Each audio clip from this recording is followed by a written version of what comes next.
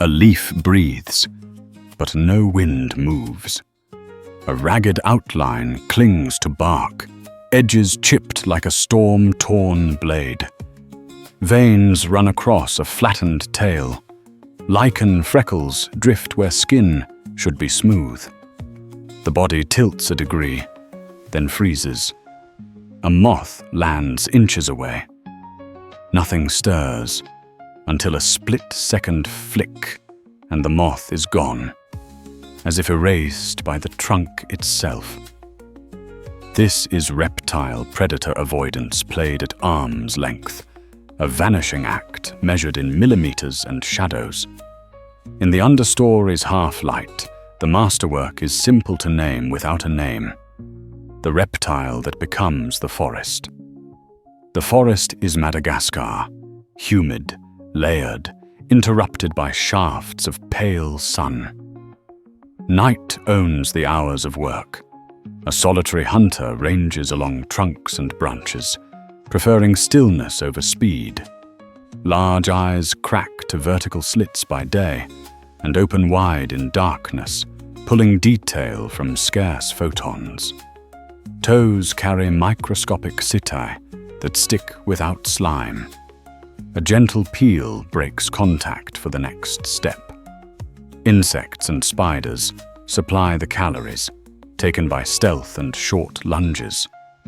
All of it turns on not being seen. Now the title fits the form: Leaf-tailed Gecko. Disguise: the reptile that becomes the forest. Here, leaf-tailed gecko camouflage is not a trick scene. It's the scaffolding of the life. What looks like bark is skin. What reads as debris is edge. What we mistake for a dead leaf is a tail designed to mislead both hunter and hunted. Here is the puzzle stated plain. How does the leaf-tailed gecko's camouflage fool both predators and prey at such close range? Owls, snakes, and tenrecs hunt by outline and motion. Katydids and moths scan the same bark inches away. At this distance, mismatched pixels should betray the masquerade. Yet the gecko's seam with the tree remains untraceable. The body is flattened to erase shadow. Dermal fringes run the margins like torn paper, breaking the boundary between skin and substrate. Pigment maps match bark frequencies, broad patches for trunk blotches, fine speckling for lichen grain. The tail carries notches, bite marks, and rot-like stains that sell the dead leaf story even when the animal moves. Studies indicate modest, slow color shifts via melanophores, tune brightness to the night's mood, while posture does most of the work. At strike range, prey notice edges and micro-shadows more than hue. The gecko cancels both by pressing close and aligning with ridges, then advances in single-frame steps that keep motion cues below threshold. Close-range deception becomes routine. Gecko forest disguise for approach, ambush for the payoff. 3 lines of explanation lead. First, edge disruption and shadow control. The dermal fringe acts like a gasket, bridging the height gap where body meets bark, so light does not pool at a border. At the scales predators use, that shadow would shout object. Defeating it likely halves detection. The trade-off is fragility. Torn fringes reduce performance until the next shed. Even then, leaf-tailed gecko camouflage remains strong because the posture is the primary device. Second, masquerade rather than simple background match. The animal is not trying to look like nothing, but like something else. Dead leaves, flaked bark, a scab of lichen. Cognitively, predators misclassify the body. Prey do too. The tail's veins, chips, and fungal stains feed features that decision systems latch onto. This strategy is powerful yet brittle. On the wrong background, the same signals read as out of place, and detection spikes. Leaf-tailed gecko behavior mitigates that risk by micro-habitat selection. Choose the right trunk, the right angle, the right distance from a knot, and the illusion lands. Third, behavior locks the physical into time. The gecko sets idle poses that minimize parallax as a watcher moves.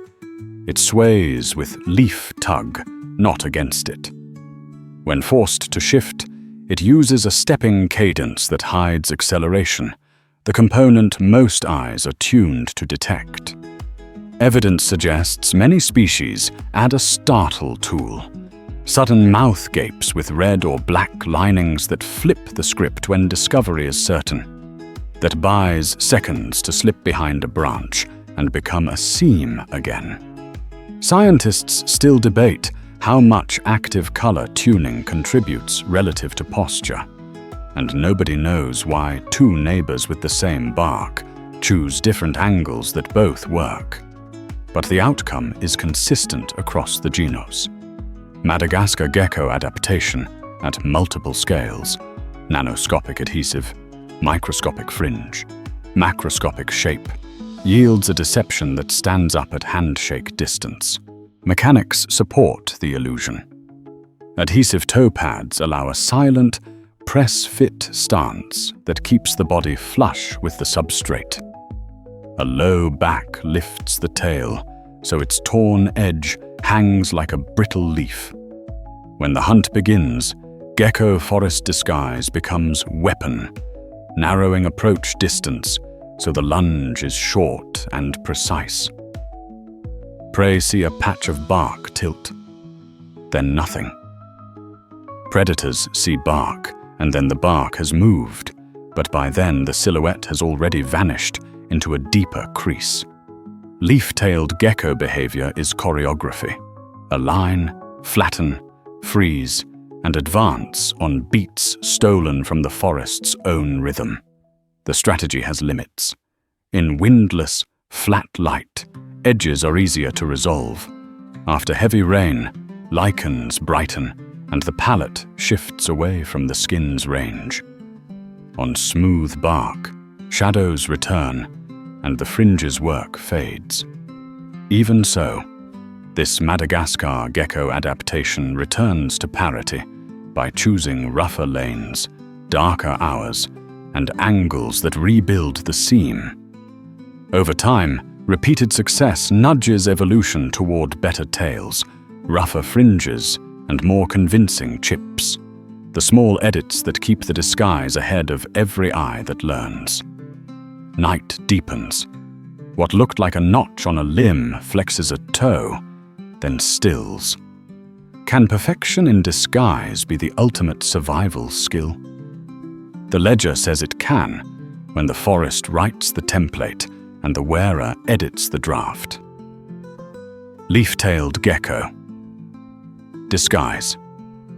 The reptile that becomes the forest remains a contract between optics et tactics, posture and patience.